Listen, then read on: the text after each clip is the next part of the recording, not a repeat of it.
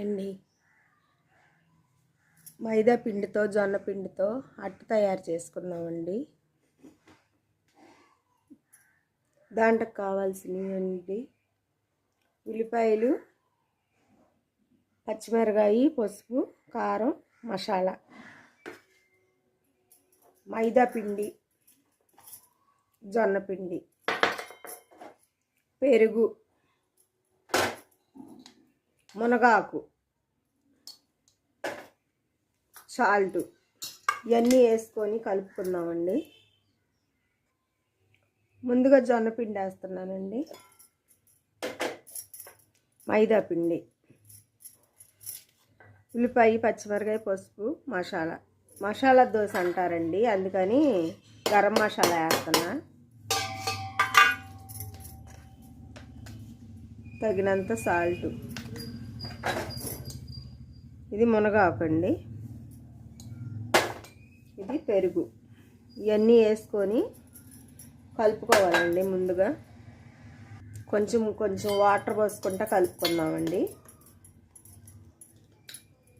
ఇట్లా కలుపుకోవాలండి, ఇట్లా కలుపుకోవాలి. బాగా కలుపుకున్న తర్వాత అట్టు కొంచెం నానబెట్టుకొని అట్టేసుకోవాలి. ఇదిగోండి ఇట్లా కలుపుకోవాలండి. ఒక 10 నిమిషాలు నానబెట్టుకోవాలండి.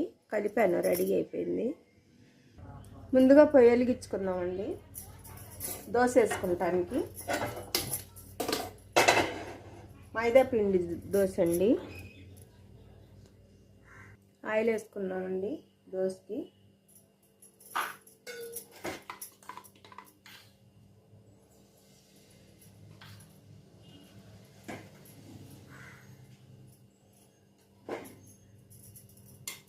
పిల్లలకు పెట్టినా కూడా మంచిదండి ఈ దోశ, మసాలా దోశ.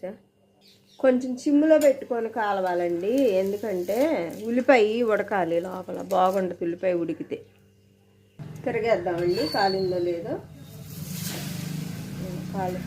కాలుతుందండి, ఇంకొక కాలాలి. మన ఇంట్లో నెయ్యి ఉందనుకోండి, కొంచెం కాలేటప్పుడు నెయ్యి వేసుకున్నా కూడా బాగుంటుందండి, చాలా టేస్టీగా ఉంటుంది. తినాలి అనిపిస్తుంది పిల్లలకు కూడా నెయ్యి వేస్తే. పొయ్యి కట్టేసుకుందామండి. దోశ రెడీ అయిందండి. ముందుగా చేసుకున్న పచ్చడి అండి, చింతపండు పచ్చడి బాగుంటుందండి దోశలోకి.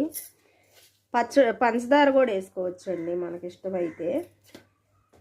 హాట్గా స్వీట్గా ఉంటుందండి. ఇదిగోండి దోశ రెడీ అయింది, మసాలా దోశ.